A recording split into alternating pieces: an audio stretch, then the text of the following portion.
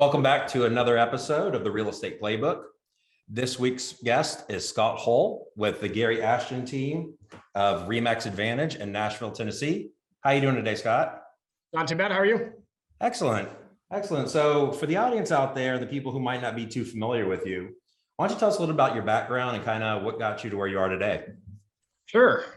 So obviously Nashville, now that it's the music, or now it's the business hub of the Southeast a little bit, but it used to be Music City.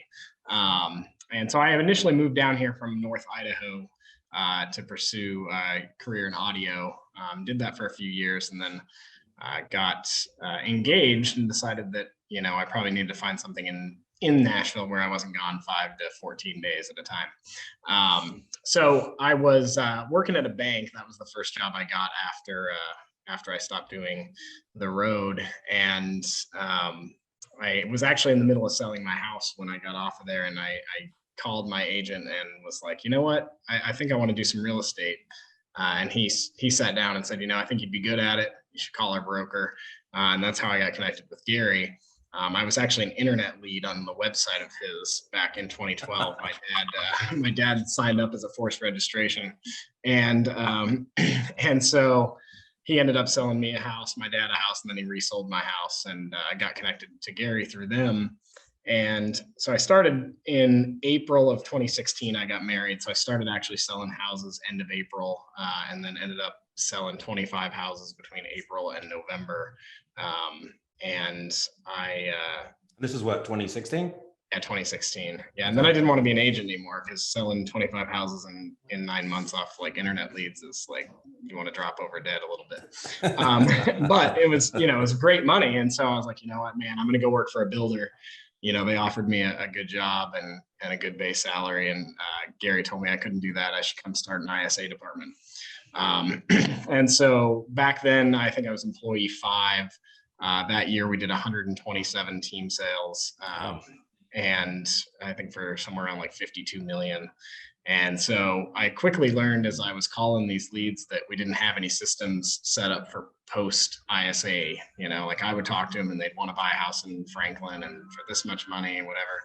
And then I'd hand it off to an agent and they may or may not have gotten connected. There was nothing downline to figure out what was going to happen with that person after I talked to them. And so that's when I stepped out of the ISA role, hired someone to come in and help there. And last year we did somewhere around 3,000 transactions for 1.2 billion.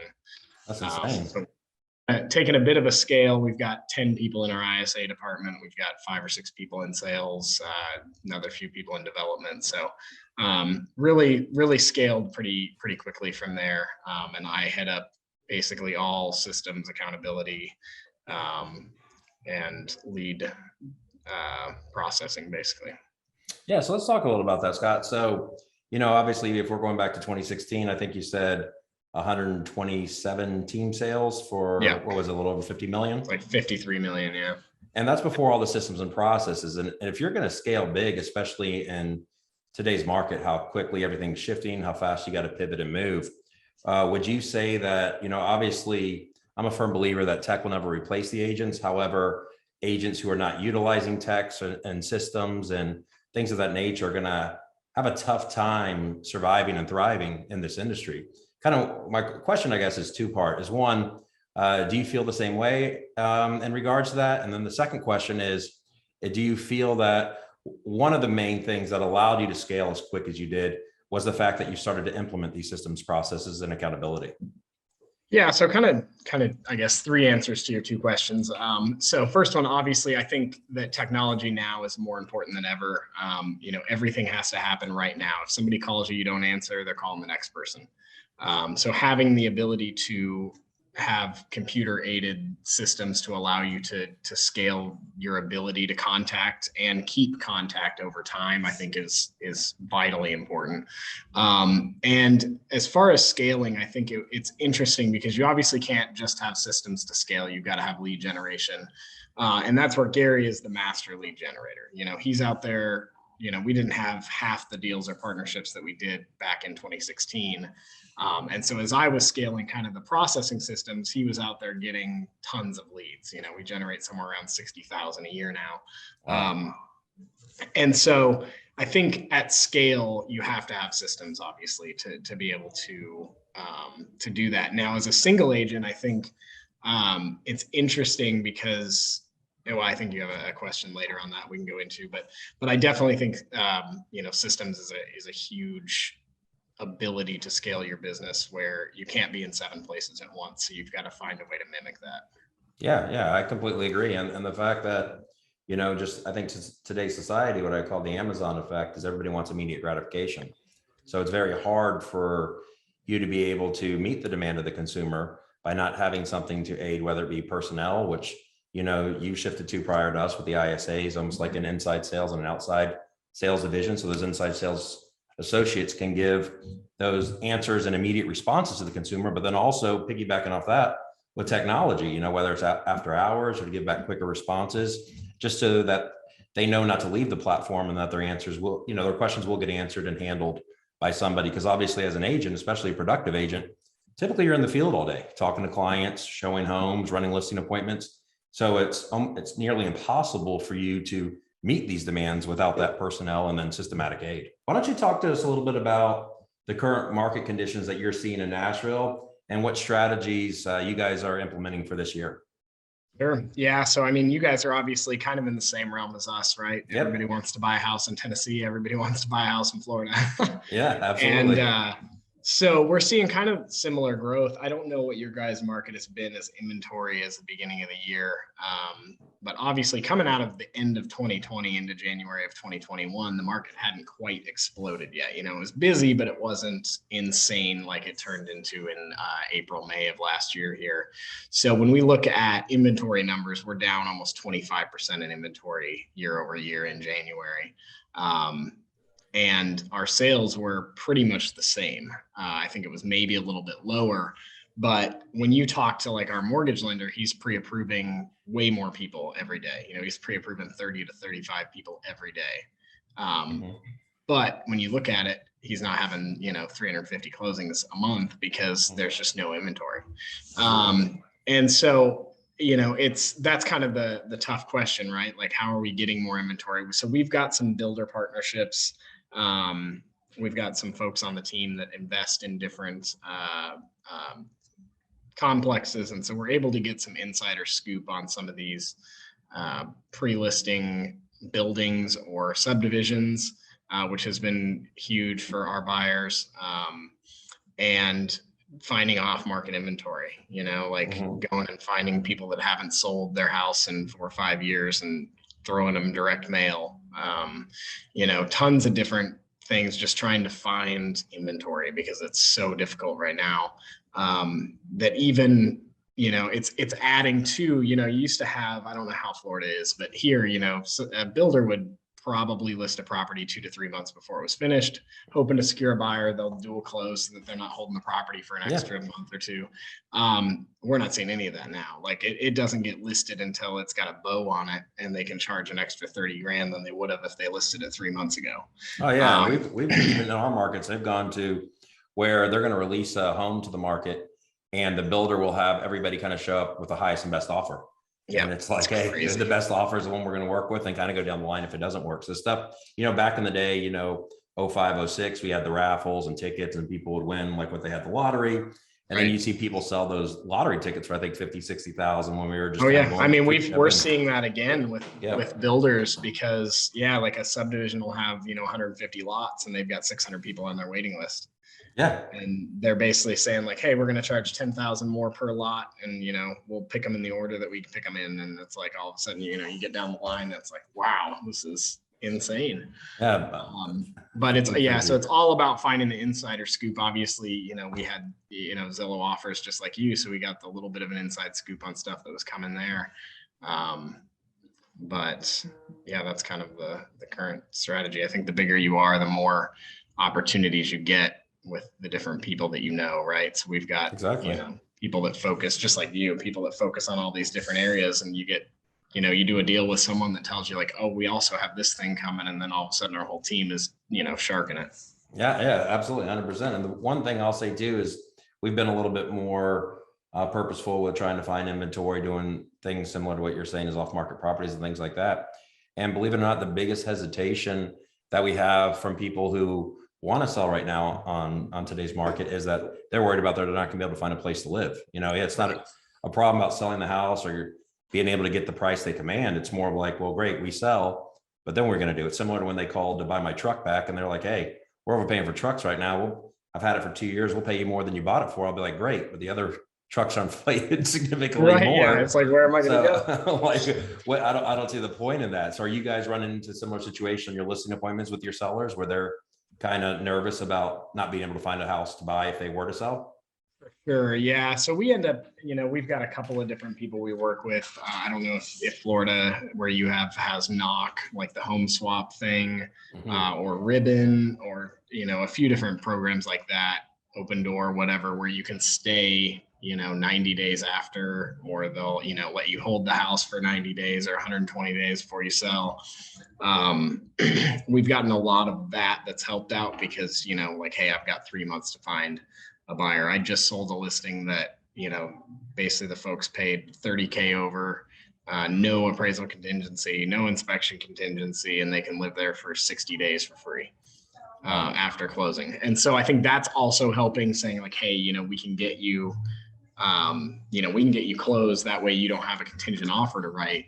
And, you can go be the guy that's got 400 grand in cash to go spend versus, having it all tied up, trying to squeeze every penny you can out of your, your HELOC or something to try and get some cash down. Yeah, that's awesome. And I'm not familiar with Knock and Ribbon. Now, Divvy Homes just opened up here, which, believe it or not, Chris used to run Veronica's Zillow Offer as the broker for Florida. So we had Divvy come and present, and they kind of have a similar product. And obviously, we have other programs as well, but for the audience, why don't you talk a little about Knock as well as Ribbon, and also, are you seeing success with utilizing either one of those platforms?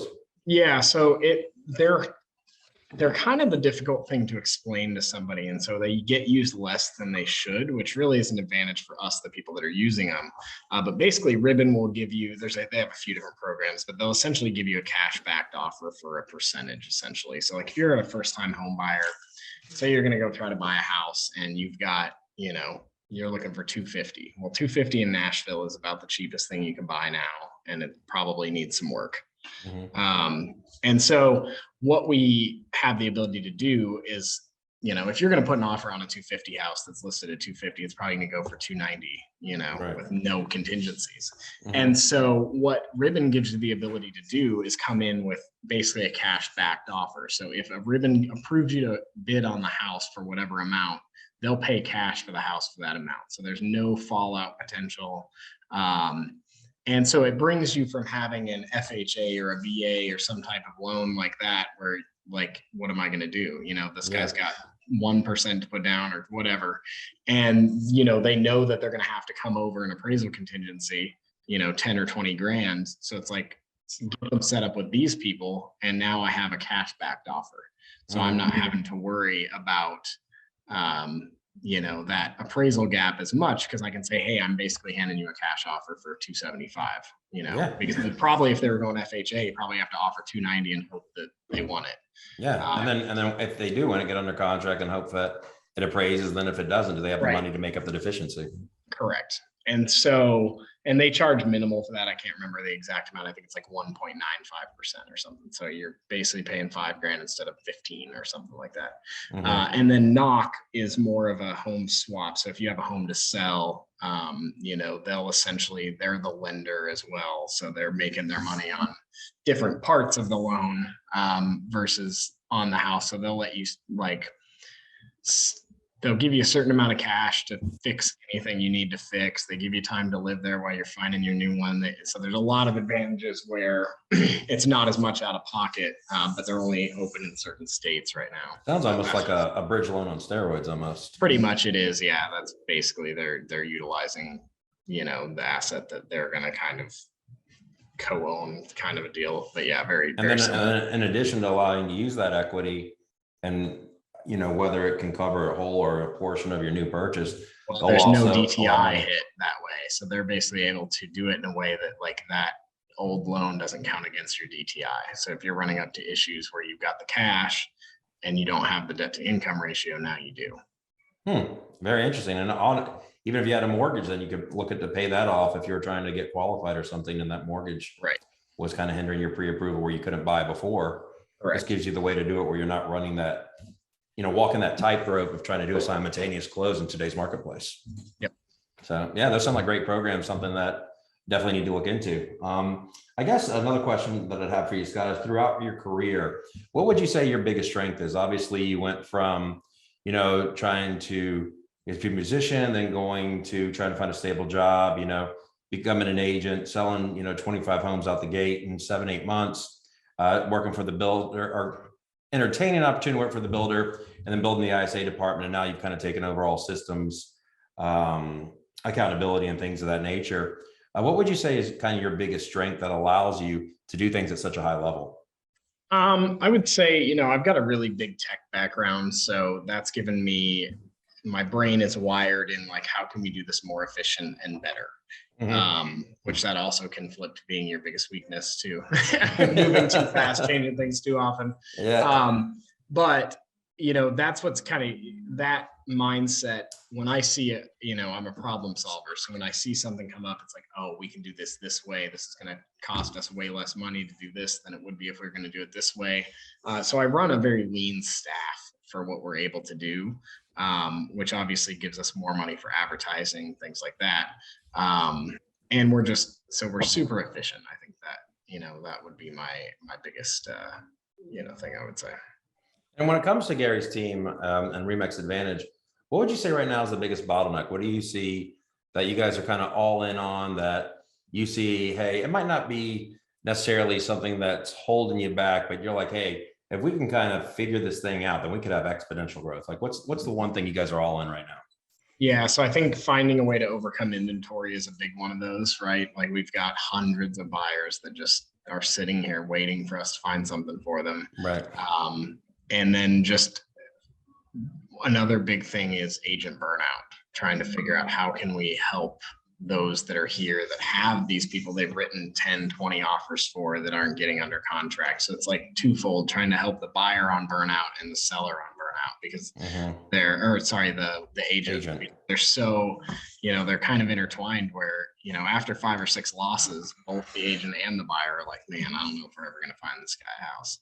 And that's when you guys are kind of becoming purposeful, it sounds like, and bringing on the partnerships with like Ribbon or Knock and these other outside sources to kind of bridge that gap. Yeah, so that's definitely part of it. And then just making sure that we have enough agents on the team to service the amount of, amount of clients that we have.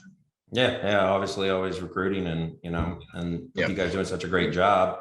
I imagine that clientele base is only going to continue to grow. So obviously you're gonna need to kind of get agents, not only recruited, but trained quickly and get them into production. Yep. Awesome, man. So if you could speak to like a younger version of yourself, like if you were to start all over again, what are some things you might have done differently to kind of get you where you're at now? Something that you might have wasted time on and now you can kind of see that there was a shortcut to that, or something you could have done a little bit more efficiently? Man, I would, I can kind of give you the cliche answer of like everything that, I've done has kind of gotten me to this place, which is what I would say. The one thing that I would look back on is leadership skills. I think is one of the biggest things that it took me until like the last 2 years to really get like, okay, I need to convey, mine, like I said, is I'm computer world where you tell something what you need to happen. Right. And so being able to funnel that through a more leadership mindset of saying like, okay, this is the outcome I want. How do I need to phrase this so that it's going to motivate somebody else to do it without sounding like I'm telling them to do it, kind of a thing. But other than that, all the stuff that I've gone through, I think only gets you to a place where that's where you work harder and wake up every day and grind. Yeah. And I agree with you 100%. I think the interesting thing kind of to piggyback on that with leadership is it's not something I don't think that can be taught. It's something that you learn through experience. And I think you have to be open-minded to coaching and mentoring and start to understand. And I think one thing that helped me evolve as a leader is start to learn more a little bit about human psyche and how people act, and even like language patterns or certain words that if I'm talking to you in conversation, it might not, matter and stuff. And I'm just kind of speaking lingo to you. But if you send out an email company-wide, it goes to 100 people and 50 people are internalizing this one word that kind of triggers a reaction. Like to learn all these little nuances that you would have never thought of in the beginning of that path to leadership. So yeah, I used to be the king of sending out the like 10-word emails that, like, to me, it was like, hey, we need to do this thing. And yeah. like everyone's like, wait, are we not doing it right now? Like, what's wrong with it? What's wrong with the way we're doing it? And you get all these questions and you're like, wait. So now I've definitely gotten more to the point where I'm like, all right, I'm going to interpret this 10 different ways and see all the ways that people are going to ask these questions, and I'm going to fix it before I send it. Yeah. And I've learned that, like, I used to do something similar. I would just send an email and it'd be just bullet points, like almost like, hey, we need these 5 things. Like, wait, but like one thing I learned is kind of how to hot jar the email, open up with a positive, a couple sentences, close it good, and then kind of put the message, sandwich it in the middle there. But just to kind of be more purposeful in the words. And it's just all those little things that I think, I don't want to say you take for granted because you don't know at the time, but there is so much that goes into leadership, and it's something that I think you continue to evolve on every day. For sure. So obviously you talked about kind of what got you to Nashville, and where you ideally wanted your career path to go before kind of find that job, getting the income and all that good stuff. If in today you weren't in real estate or working for Gary's team, where do you see yourself doing? Like, what would you see yourself being, or similar career or something else? Yeah, I think so. I did end up touring for a few years, and that was probably one of the most fun jobs. That's awesome, man. Being that that's what you wanted to do. But again, that, you can't be gone all the time. So with that off the table, I do a lot of this in the day job, but I'd probably do something with computers, programming. That's kind of that's how my brain functions. So it's easy for me. It makes you, want to get up in the morning. Yeah, absolutely. Like something like where it's systems and tech and kind of just creating those processes and running a company like that somewhere. Awesome, man.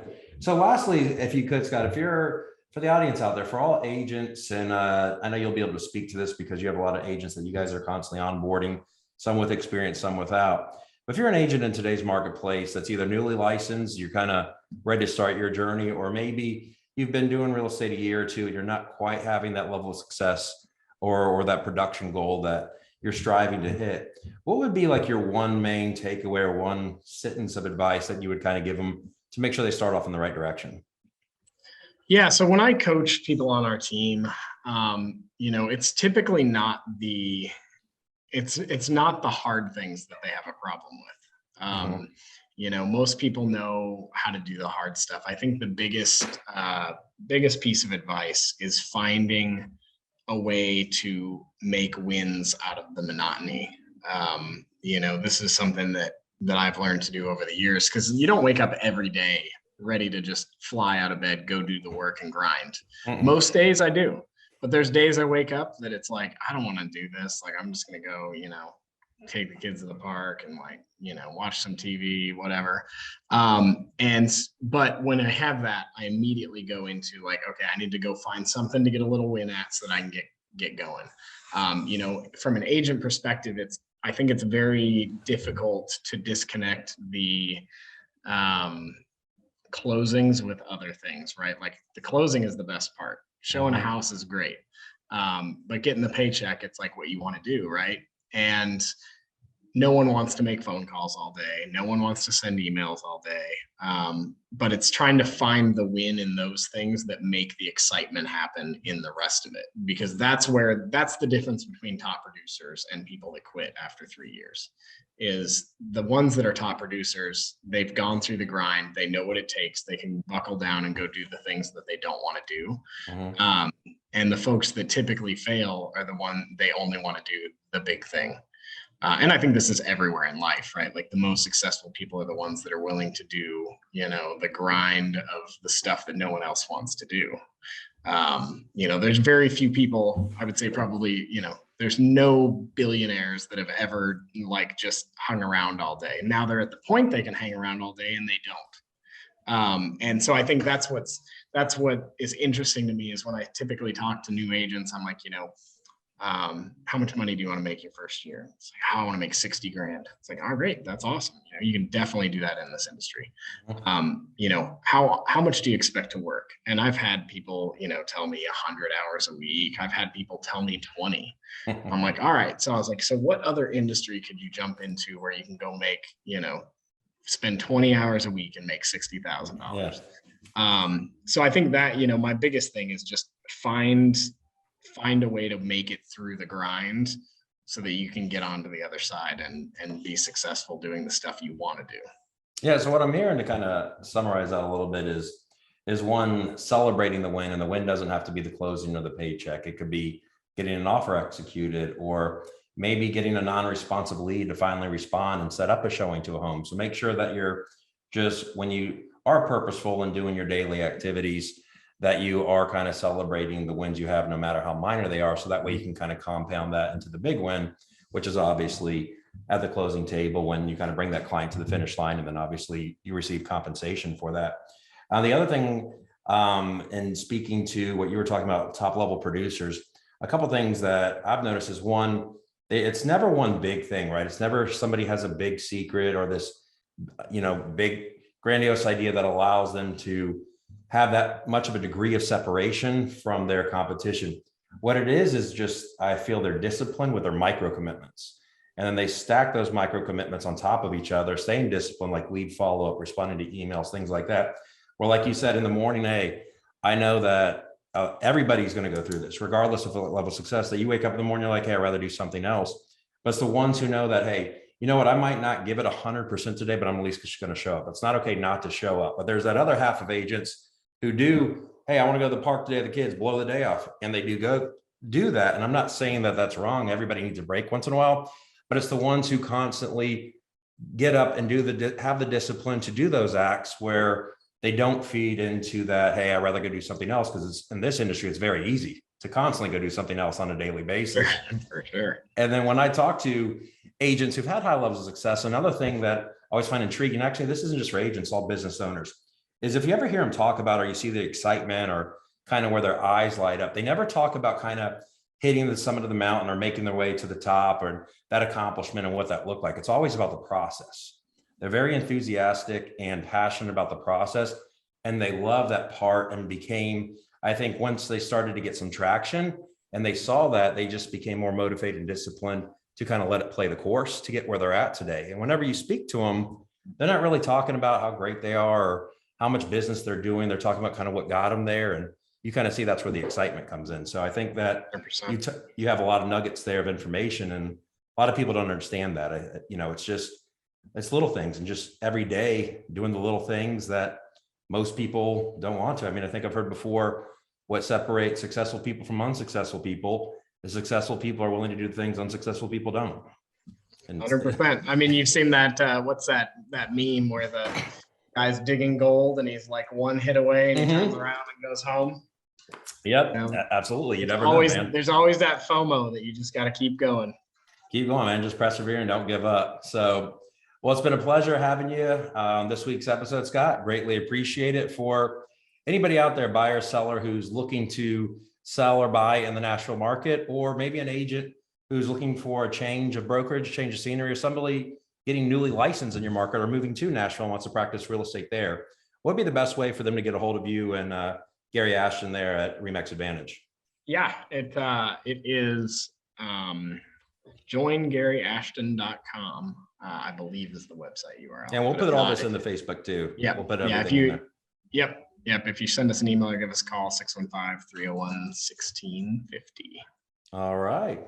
Well, we greatly appreciate having you. We'll make sure to, when we get this posted, that we go ahead and post that information as well. So that way, if anybody is in the marketplace looking to buy or sell, or, looking to join a brokerage, that they can definitely have the opportunity to reach out to you.